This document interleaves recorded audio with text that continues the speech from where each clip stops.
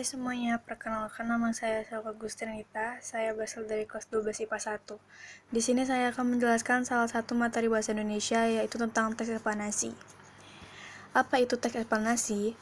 Teks eksplanasi merupakan teks yang menjelaskan tentang proses terjadinya sesuatu fenomena alam atau fenomena sosial, di mana pada teks eksplanasi sebuah peristiwa timbul karena adanya peristiwa lain sebelumnya, dan peristiwa tersebut akan mengakibatkan peristiwa lain lagi sesudahnya. Kemudian, fungsi teks eksplanasi adalah untuk memperhitungkan mengapa sesuatu peristiwa terjadi seperti itu, yang merupakan proses-proses daripada terjadinya suatu peristiwa. Kemudian, teks eksplanasi memiliki dua tujuan, yaitu menjelaskan suatu fenomena yang terjadi, dan yang kedua adalah menjelaskan sebab akibat suatu peristiwa itu terjadi. Kemudian, teks eksplanasi memiliki ciri-ciri sebagai berikut. 1. Strukturnya terdiri dari pernyataan umum, urutan sebab akibat, dan interpretasi. Kemudian, di dalam teks eksplanasi terdapat kategori nomina, konjungsi kausalitas, dan kategori verba. Di dalam teks eksplanasi, banyak membuat informasi berdasarkan fakta yang bersifat ilmiah. Dan yang terakhir adalah teks eksplanasi banyak menggunakan kata kerja material dan relasional, di mana kata kerja material dan kata kerja relasional akan saya bahas pengertiannya di dalam kaidah kebahasaan teks eksplanasi. Kemudian kita masuk kepada struktur teks eksplanasi. Ada pernyataan umum, urutan sebab akibat, dan interpretasi. Di mana pernyataan umumnya itu berisikan tentang gambaran umum tentang suatu topik yang akan dijelaskan, tentang proses keberadaannya, proses terjadinya, proses terbentuknya, dan lain sebagainya. Dan pernyataan umum ini harus bersifat ringkas, menarik, dan jelas, agar mampu membangkitkan minat para pembaca untuk membaca lebih detail. Kemudian kita masuk ke struktur eksplanasi yang kedua, yaitu urutan sebab akibat, di mana urutan sebab akibat ini berisikan tentang detail penjelasan proses keberadaan dan proses terjadinya. Sangat relatif untuk menjawab pertanyaan bagaimana, yang jawabannya berupa statement atau pernyataan. Kemudian kita masuk ke dalam struktur teks eksplanasi yang terakhir, yaitu interpretasi, di mana interpretasi ini merupakan penutup yang berisikan kesimpulan atau pernyataan tentang topik tersebut yang sudah dijelaskan.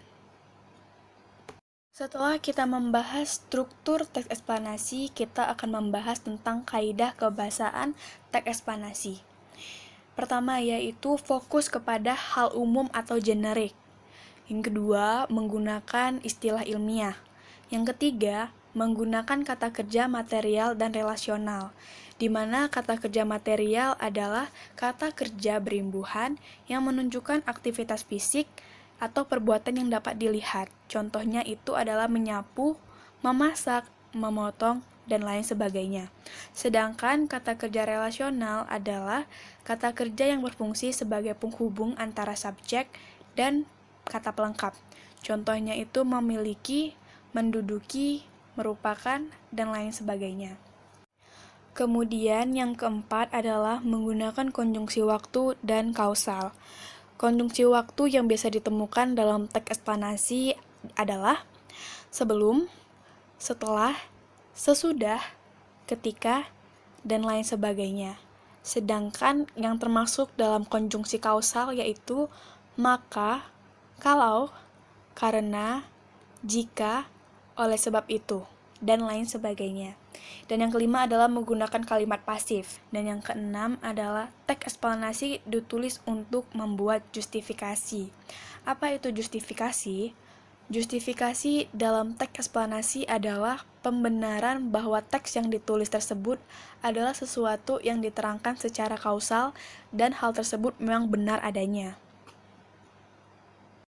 Kemudian kita akan membahas contoh teks eksplanasi pernyataan umum. Mengapa teks di bawah ini masuk ke dalam pernyataan umum? Karena teks di bawah ini berisikan suatu gambaran umum tentang suatu topik yang akan dijelaskan. Seperti, banjir merupakan suatu gejala alam, secara langsung dapat mempengaruhi kehidupan manusia.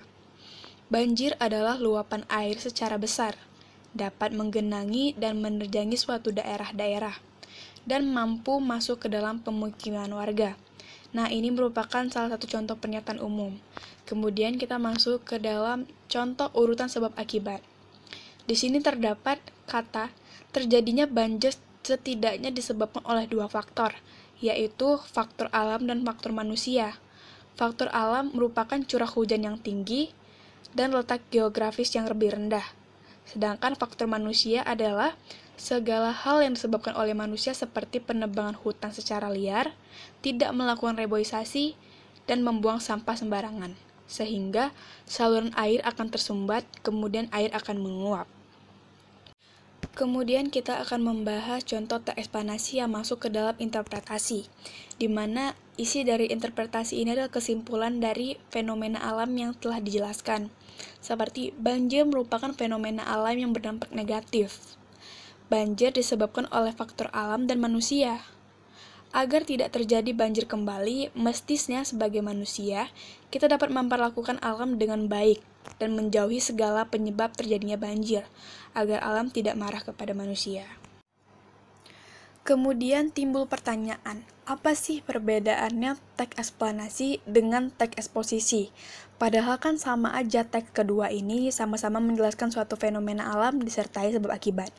Nah, perbedaannya adalah teks eksplanasi adalah teks yang bertujuan untuk menjelaskan proses terjadinya sesuatu fenomena alam atau fenomena sosial, serta strukturnya yang terdiri dari pernyataan umum, penjelasan proses atau urutan sebab akibat, dan penutup. Sedangkan teks eksposisi hanya menjelaskan suatu fenomena disertai dengan sebab akibat. Nah, sekian yang dapat saya jelaskan tentang apa itu teks eksplanasi.